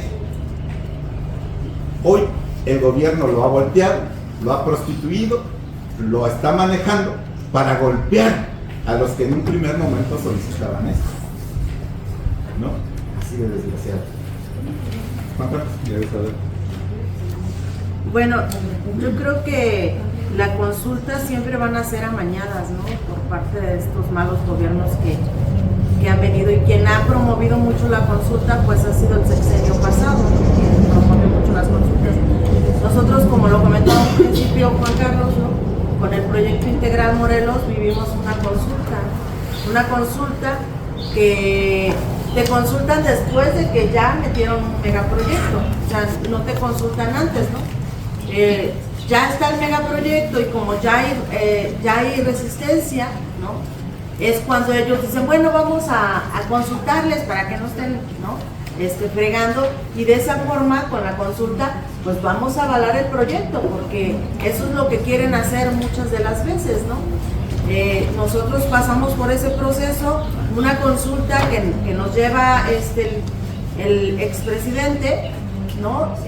Y es una consulta que tenía menos de 15 días para consultarnos, ¿no? Para llevar a cabo toda una información, y lo que hace es darle el mandato a un superdelegado, ¿no? Para que informara a las comunidades qué era el proyecto y cómo iba a ser, ¿no? Y a nosotros nos dice, ¿y ustedes, ¿no? Los de la resistencia, los que estamos luchando, pues también vayan y consúltense, ¿no? Y platiquen con su gente, ¿no? Sí, no, pero lo mala onda es que, por ejemplo, el superdelegado tenía todo el varo para ir a las comunidades y moverse chido y dar a saber lo de un proyecto a forma de ellos, ¿no? Y nosotros teníamos que ir con nuestro recurso, con lo que pudiéramos, a platicar con la gente de las comunidades de qué era el proyecto y en qué afectaría. Bajo ese sistema de información, ellos les empezaron a llamar, agarran hasta nuestras palabras, ¿no? Ellos empezaron a llamarles asambleas informativas a las comunidades, ¿no? Llegaron con eso, asambleas informativas. Entre esas asambleas informativas, pues llegaba el que era el encargado del presidente de la República para informar, pero también teníamos que llegar nosotros, ¿no? Los de la resistencia, para nosotros decir la verdad de lo que estaba sucediendo y ellos decir sus mentiras, ¿no? No podíamos permitir que ellos llegaran a malinformar a la gente y nosotros quedarnos callados. Bajo todo ese proceso, ¿no? 3 días antes de esa consulta que dijo Obrador, nos asesinan a Samir, ¿no? Entonces, esa forma también que ellos utilizan de consultar y asesinar es para meter miedo, para que no sigamos resistiendo, ¿no? Esas consultas son eso, ¿no? Esas consultas son para que ellos nos identifiquen, para que ellos sepan quiénes somos los que más hablamos y a quiénes nos van a tronar, ¿no? Y en ese caso, pues a quien le tocó, ¿no? Pagar esta pinche consulta, pues fue a Samir, ¿no? Eso ha sido lo malo de toda esta pinche consulta que llevó a cabo este pinche mal gobierno, ¿no? Y entonces cuando nosotros dijimos, pues ya no, o sea, frenen la pinche consulta porque ya nos mataron a Samir, ¿no? ¿Y qué hizo ese pinche gobierno? Dijo, es que ellos querían frenar la consulta, ¿no? O sea, ellos mataron a Samir, o sea, nos señala a nosotros que nosotros quisimos asesinar a Samir asesinamos a Samir para frenar la consulta, ¿no? Y nosotros queríamos, pues, que ya pararan toda esa onda de violencia, ¿no? Las consultas son violencia, ¿no? Nosotros no necesitamos consultarnos porque las asambleas son eso, una consulta, nos consultamos todo el tiempo, desde un chingo de años, ¿no? Esas son nuestras consultas, pero desgraciadamente ese mal gobierno siempre quiere hacer una consulta amañada para avalar un pinche proyecto que ellos ya lo tienen definido, ¿no? Y que no les importa que nosotros digamos no al proyecto, a lo que vengan nuestras comunidades, simplemente ellos es una forma de avalar, ¿no? Y la neta es que no está chido que nosotros pidamos consultas por pedir, ¿no? Cuando nosotros en las asambleas, ¿no? Ya tenemos, ¿no? Cómo consultarnos y qué es lo que queremos en nuestras comunidades. Y aún así, les digo, no frenó la consulta, siguió adelante, y lo que nosotros en algunas comunidades hicimos es, bueno, como ya vienen con las cajas, ¿no? Para que metas tu voto, ¿no? Y decidas, pues entonces vamos a armar la asamblea, ¿no? y vamos a decidir nosotros y tienes que hasta eso, ¿no? Saber cómo organizarte en el momento porque te toca, ¿no? 3 días para la consulta y asesinar al compa y después del asesinato, ¿qué haces, no? Porque la neta es que vives una onda de violencia bien cabrona y a veces te pasma y a veces no sabes ni cómo accionar, ¿no? Lo chido de todo esto es que en las comunidades donde pues nos ha afectado demasiado el asesinato y donde nos tenían que consultar, pues tomamos una decisión buena, creo que todas y todos, ¿no? A nuestras formas. En mi comunidad hicimos asamblea y en esa asamblea, como era el megaproyecto y viene el asesinato del compa Samir, pues todos los medios ahí enfrente, ¿no? Y también es otra onda, ¿no? De que nosotros, para consultarnos en ese momento y tener a los medios ahí y de repente digas, chin, y si no llega la asamblea, ¿no? O sea, también te la rifas, ¿no? Pero te tienes que aventar, ¿no? Y ahí están las pruebas de que el pueblo dijo no al proyecto, ¿no? Pero como dijo Juan, ¿no? O sea, no te fueron a consultar al pueblo, o sea, nosotros como Estado de Morelos consultaron al Estado de Morelos, ¿no? Y por ejemplo en Puebla consultaron a los municipios nada más, ¿no? Pero a nosotros fue todo el Estado, ¿no? Y ahí es donde, pues, no está chido que decidan otros por la vida de los que estamos ahí, ¿no? Las consultas son amañadas y siempre van a ser amañadas, ¿no? Y yo creo que tenemos que seguir retomando, ¿no? Nuestras formas, nuestros usos y costumbres y nuestras asambleas en nuestras comunidades, ¿no? Y es cierto que hay lugares en donde no existen las asambleas, ¿no?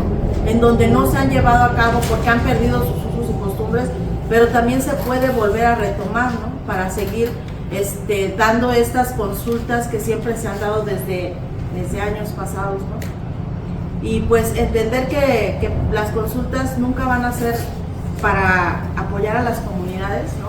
Sino es para apoyar a las grandes empresas, a los del poder, ¿no? Y para poder minimizar a las comunidades y pisotearnos como ellos quieran, siempre y cuando nosotros permitamos.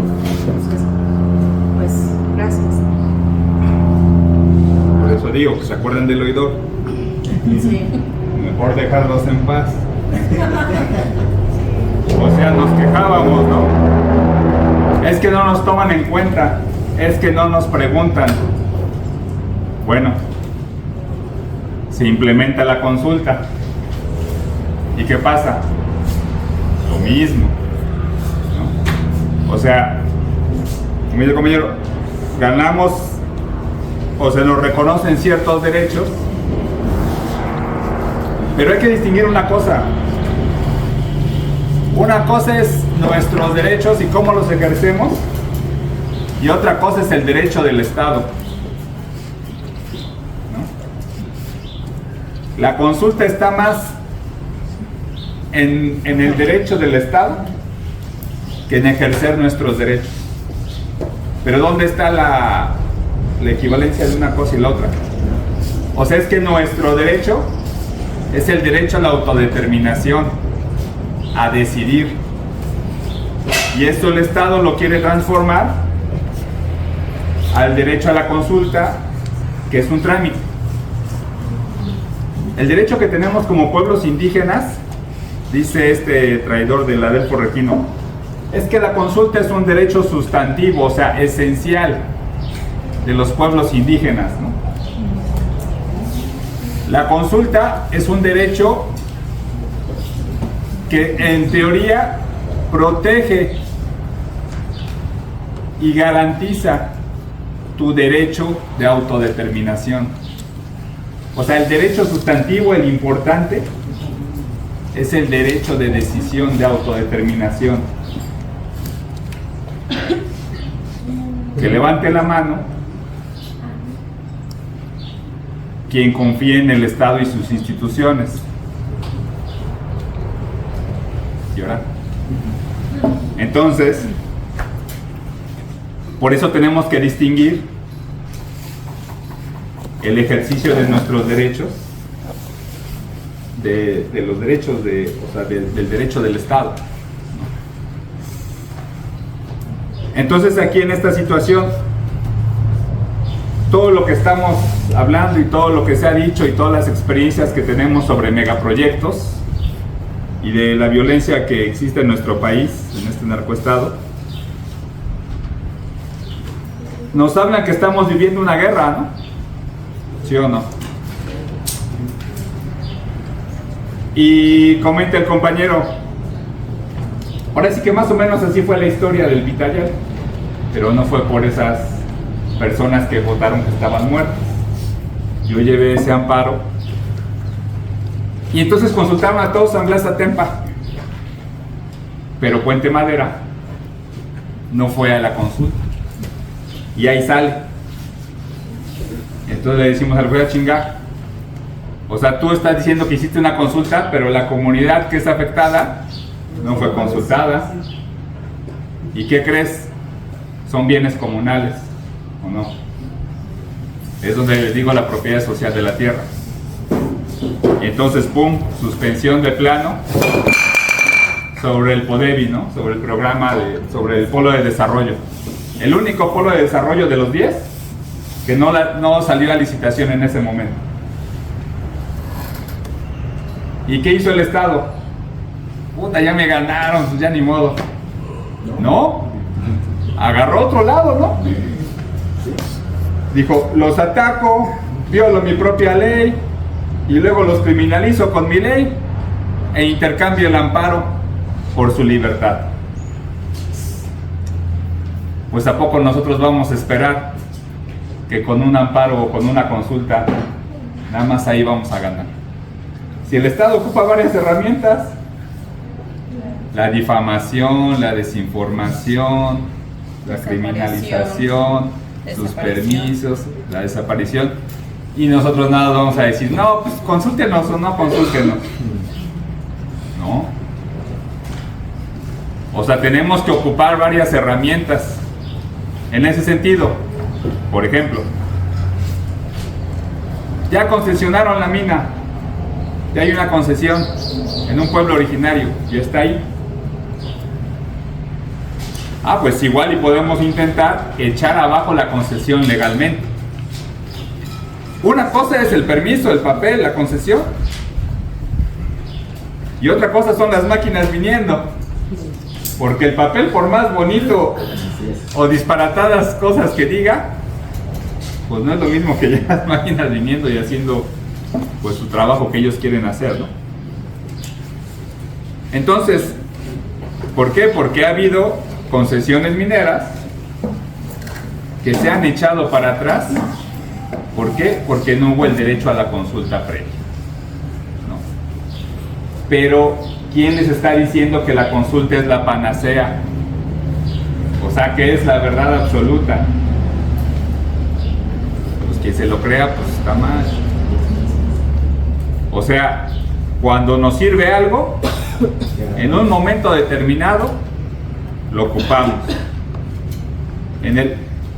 O sea, ¿qué es lo importante aquí? La estrategia, ¿no? Por ejemplo, no, pues ya quiere venir aquí la mina de litio para acá. ¿Qué hacemos? ¿Pedimos consulta? Híjole, no, pues ahí sí está cabrón, ¿no? O sea, imagínense ustedes que vengan a hacer la consulta del Estado por millones de dólares en un pueblo que, pues juntando todo el dinero del pueblo y de lo que recibe, pues igual y no es ni el 5% de lo que está en juego económicamente, ¿no? Ah, pero entonces, ¿qué vamos a hacer en ese sentido? ¿Cómo nos vamos a defender? Pues con redes de apoyo, ¿verdad? Organizándonos del pueblo, viendo más cosas. Y legalmente, pues yo diría, hay una cosa, o sea, acuérdense que lo primero es la decisión, o lo que luego le llaman la autoconsulta, ¿no? Bueno, hago la asamblea de mi pueblo y digo que sobre este proyecto no estamos de acuerdo. Levanto acta de asamblea y ante cualquiera voy y digo, ¿sabes qué? Nosotros ya nos consultamos y ya decidimos que este proyecto no lo queremos. ¿Nos van a hacer caso con ese papel? No creo. Pero por lo menos ya tenemos un antecedente, una herramienta que tenemos que acompañar con más estrategias.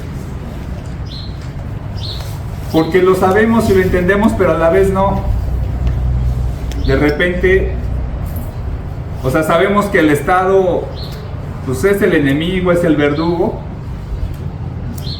pero queremos ver la solución en las instituciones y en el derecho. Y eso no va a pasar, ¿no? Eso muy pocas veces pasa, pero sí, como les digo a las compañeras y los compañeros, el derecho, el reclamo, o sea, el litigio, el derecho también así, es un escudo del guerrero, es una herramienta que hay que saberla utilizar, pero no es el guerrero, no es la guerrera.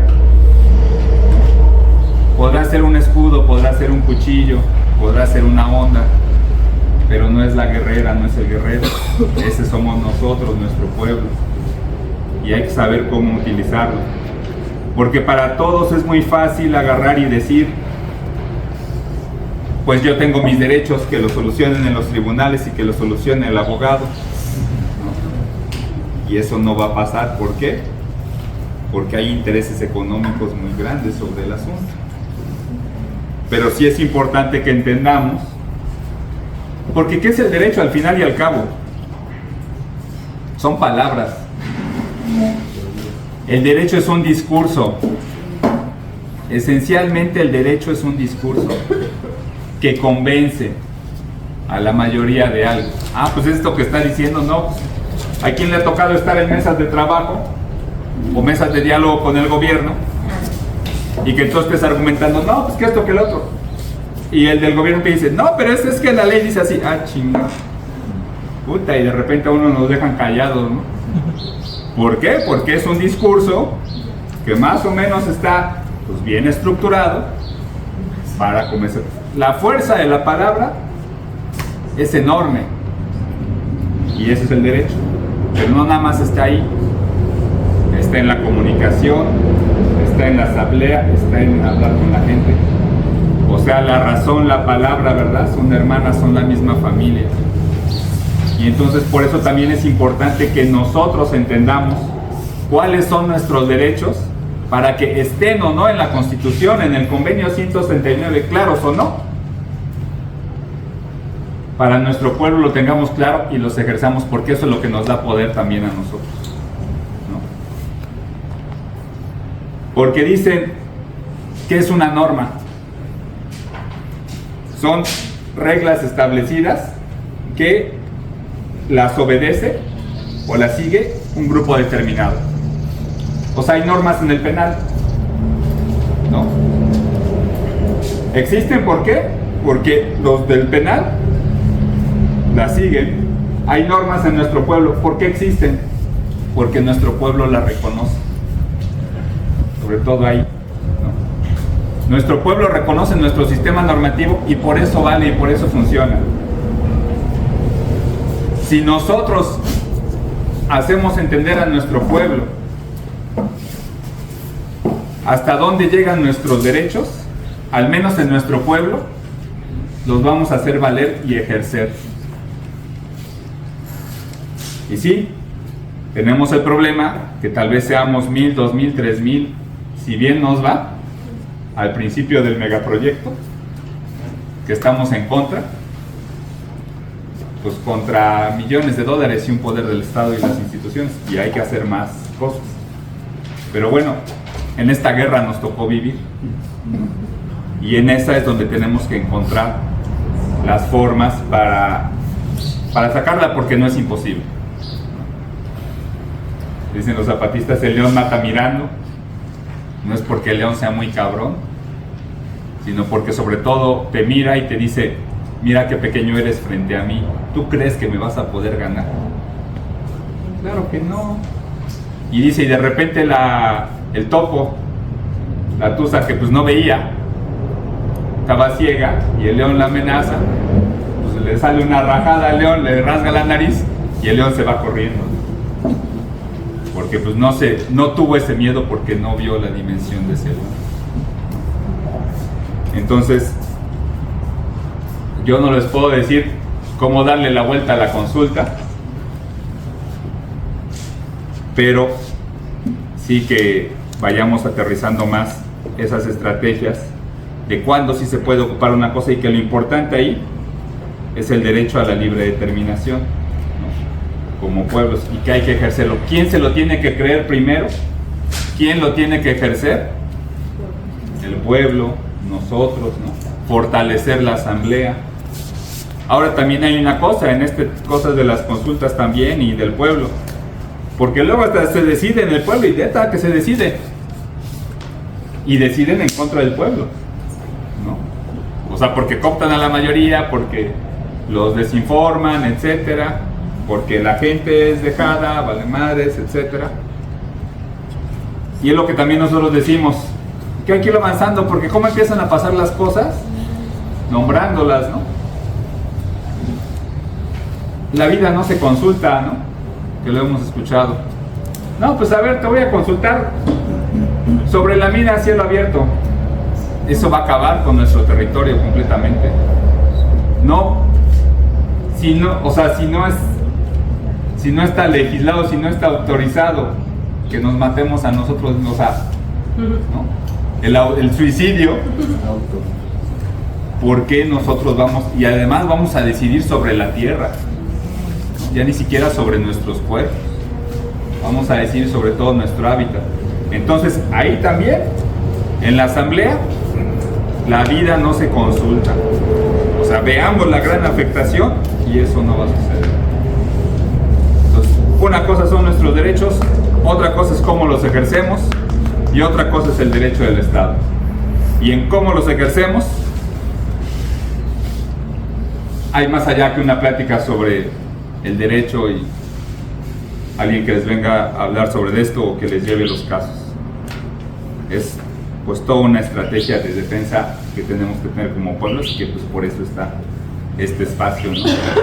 De varios días, de varios fines de semana.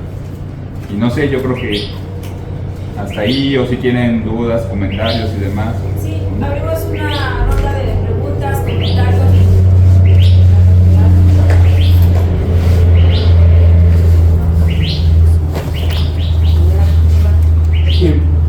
Yo quiero traer un poco el tema de lo que estamos hablando, del módulo que venimos hoy. ¿Cuál fue? Cultura. A ver quién lo ve ahí en su convocatoria. Alimentación soberana, soberanía ambiental. No, es lo que hoy está planteando Juan Carlos. Pero el módulo de qué es? De alimentación. Alimentación. Bueno, nada más como un poco traer la plática, es que sin territorio no tenemos nada. O sea, ni siquiera la posibilidad de tener un lugar donde plantar algo. Si no tenemos la posibilidad de tener un territorio, que no solamente es la tierra, el espacio, el hábitat, que es más allá, es donde se construyen las relaciones sociales, donde estamos en la constante convivencia, pensamiento, se recrea la forma de pensar, de ver, de construir el mundo. Si no tenemos eso, entonces, ¿cómo se llamaría un pueblo que no tiene tierra y que no tiene territorio? ¿Cómo nos llamaríamos entonces? Nómadas. Sí, hay pueblos nómadas, ¿no? También existen. Ahí en Sonora, o desplazados también. También hay pueblos desplazados, existen en este país. En Oaxaca hay más de, creo que hay 60,000 desplazados por conflictos en el país. Entonces, lo que quiero traer es decir, el tema de la cuestión del buen comer, que es lo que estamos planteando, de los planteamientos de las semillas, que también son parte de la lucha por la privatización de las semillas, va acompañado también de la privatización de la tierra y el territorio. Es una lucha no solamente aislada, donde pensamos, bueno, vamos a defender solamente el agua. Está bien, hay que defender el agua, ¿no? Bueno, vamos a defender ahora nada más las semillas. Pero, ¿y el agua? ¿En agua habrá agricultura? No. ¿Y si no tenemos tierra? O sea, es que está interrelacionado, está junto todo. No está separado. La vida no es en pedazos, no está en fragmentos, ¿no? Es un todo. Y todo lo que estamos entendiendo es, si queremos un buen comer, no solamente es con lo que sembramos y le echamos el bokashi o no, si tenemos un fertilizante orgánico o no, eso está bien y lo vamos a aprender y seguramente con la práctica, pero si no tenemos si no existe nuestro pueblo, no va a haber nada que defender.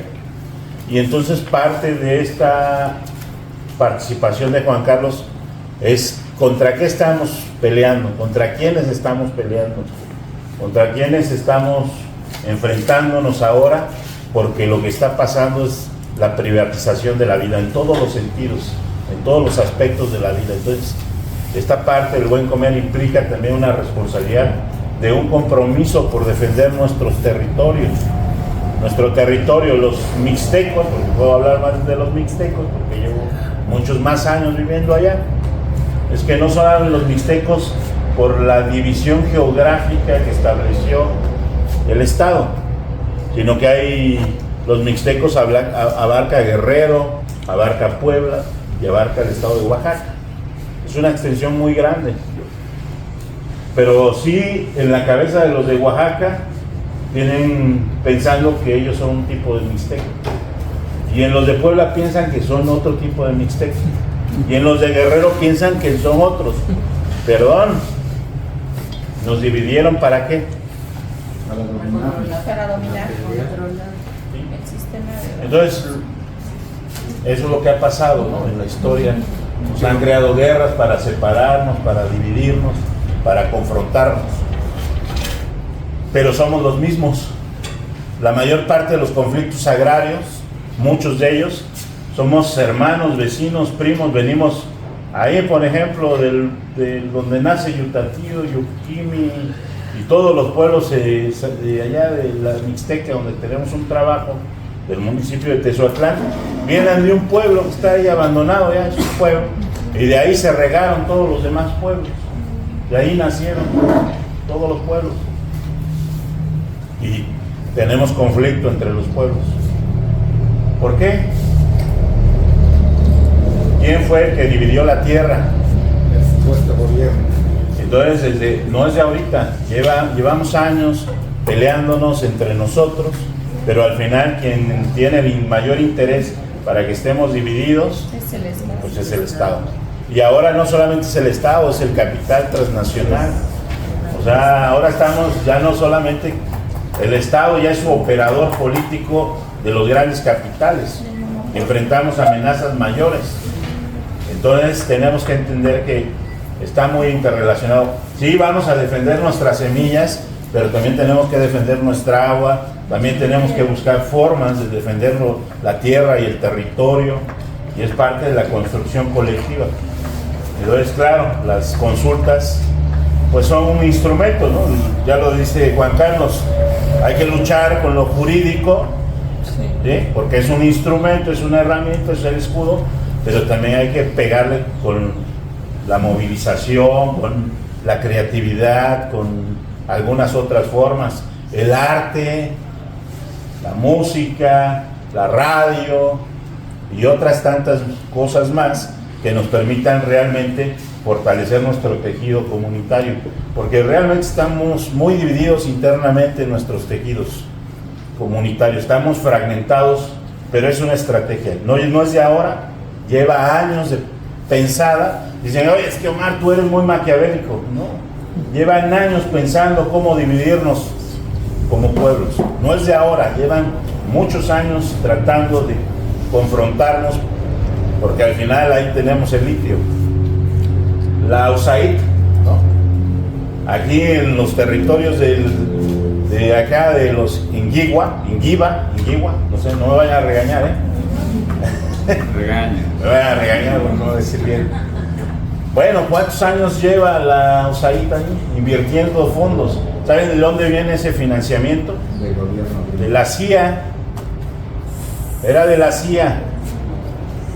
¿Y por qué creen que viene de allá?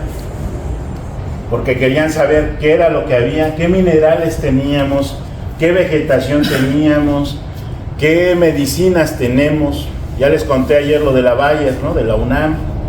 O sea, durante muchos años estuvieron saqueando el conocimiento, pero ahora también los minerales que tenemos bajo el suelo. En fin, ellos saben, hay unas cuestiones que se llaman cartografías en el esquema del agua. También saben dónde están los yacimientos de agua, las cantidades que tenemos de agua, en fin, todo. Hasta de lo que hablan. Llevan años, y también el conocimiento, y también la cultura, y también nos tienen mapeado en la identidad, saben cómo pensamos, qué sentimos, tienen mucho más. Miren, los mazatecos, hay los mayores abecedarios en lengua mazateca escritos y eso. ¿Creen que lo tiene un pueblo mazateco? No, lo tiene un cabrón gringo. De verdad, conoce todas las variables del mazateco y te metes al internet y te vende tus clases en internet a los mazatecos vendiéndole clases. O sea, también es el saqueo del conocimiento. Entonces estamos en ese momento de la historia en donde decimos, bueno, tenemos que defender desde la semilla, desde nuestra agua, desde nuestra identidad, desde la tierra y el territorio, con herramientas jurídicas, pero ¿qué otras opciones? Con trabajo organizativo. Yo les quiero hoy dejar una tarea para sus pensamientos. De pensar en nuestras realidades, en lo que pasa, la justicia desde abajo. ¿Cómo podemos construir justicia desde abajo? En nuestros actos que realicemos. Voy a poner como unos ejemplos de todo esto, ¿verdad? La justicia es dar a cada quien lo que se merece, lo que corresponde. Hay un gran problema que estamos viviendo sobre desapariciones en el país. No deberían existir esa violencia. El Estado es parte, no va a ser solución. Es el que lo hace. Evidentemente, hay un gran pecado para el Estado, ¿no? Y es un gran delito que dice, tú no puedes tomar justicia por tu propia mano. Eso es inadmisible para el Estado. ¿Qué quiere decir? Pues que no hay que ser ¿de dónde viene eso? De no el ojo por ojo y el diente por diente, ¿no? Ya me mató a mi familiar, pues ahora yo le voy a matar el suyo, ¿no? Porque entonces dicen, ya todos quedamos, y ojo por ojo, pues todos quedamos tuertos y ciegos. Pero ante esta realidad que vivimos, no es tomar justicia por propia mano completamente, pero sí es construir justicia desde abajo. Y para pensar la justicia desde abajo, primero hay que pensar una característica que tiene que tener, que debe ser colectivo. Está el problema de las desapariciones. Una de las formas, que no es la única, es una de las formas de la justicia. Una parte es encontrar a mis familiares desaparecidos. Y el Estado no lo hace. Y entonces, ¿qué están haciendo las madres buscadoras? Lo hacen. Las encuentran, ¿no? Encuentran los cuerpos. Esa es una parte de la justicia desde abajo. Tenemos el problema en las desapariciones. Y por más que le pedimos al Estado que busque a nuestros desaparecidos, no lo hace. Entonces nosotros ejercemos y empezamos a buscar. Claro que parte de la justicia es la garantía de no repetición. Y para eso deberíamos, ya que el Estado no lo hace, pues estar más organizados para acabar con el crimen organizado, pero está cabrón, ¿verdad? Ahorita cómo está la situación, pero es necesario. Pero bueno, hasta ahí vamos a llegar ahorita en ese, porque también la construcción de la justicia desde abajo, pues es por pasos, y recuerden que es colectiva. La Bonafont, no, pues está extrayendo el agua de los pueblos y le está vendiendo a todos. No, pues es que tiene concesión o no tiene concesión. Te estás acabando mi agua. Es de los pueblos. La cierro. Esa es una justicia desde abajo. No, pues el basurero nos está contaminando, está llenando de basura. ¿Qué hacemos? El gobierno no quiere hacer caso, dice que todo está muy bien. Lo cerramos. Hay cosas como el corredor interoceánico, como el Tren Maya, como el proyecto integral Morelos, que para pararlo está muy cabrón, porque se te viene el ejército, se te viene el crimen organizado. Son millones y millones de dólares los que están ahí, ¿no? Y desgraciadamente pasa sobre nuestros territorios. Se trabaja en eso, no se deja de luchar, pero además, esto decimos de nuestro compañero Samir, ¿cuál fue también su gran pecado además de luchar contra el proyecto integral Morelos? No darse por vencido. Porque el gasoducto pasó en Amilcingo en 2014. Y a partir de ahí, en lugar de que dijera, ya nos vencieron, ya valimos mal, ¿no? Ahí fue donde más el pueblo se organizó y empezó a construir autonomía. Entonces ahí se ejerce otra forma de justicia, desde abajo. Entonces en cada una de sus realidades, en sus casas, en el pueblo, en lo que está pasando, vamos a tratar de cambiar el chip y no pensar por qué las instituciones no nos hacen caso o cómo le hacemos para que las instituciones nos hagan caso, sino cómo podemos hacer para caminar una justicia desde abajo. ¿Qué es ilegal cerrar un pozo y entrar a una propiedad privada de una empresa? Al derecho del Estado sí. ¿Pero es justo pararnos? ¿Okay? Yo creo que pensamos que sí, pero como que todavía nos da miedo, pena, vergüenza. Como... Es que nosotros somos bien buena onda, pero el Estado no, el capital no. Y es que no lo estamos haciendo, no estamos siendo malos, estamos ejerciendo una justicia, estamos defendiendo nuestros derechos. Si nosotros nos vamos a limitar a lo que haga el Estado, no. Y en esa justicia desde abajo, también piensen en cómo nos protegemos.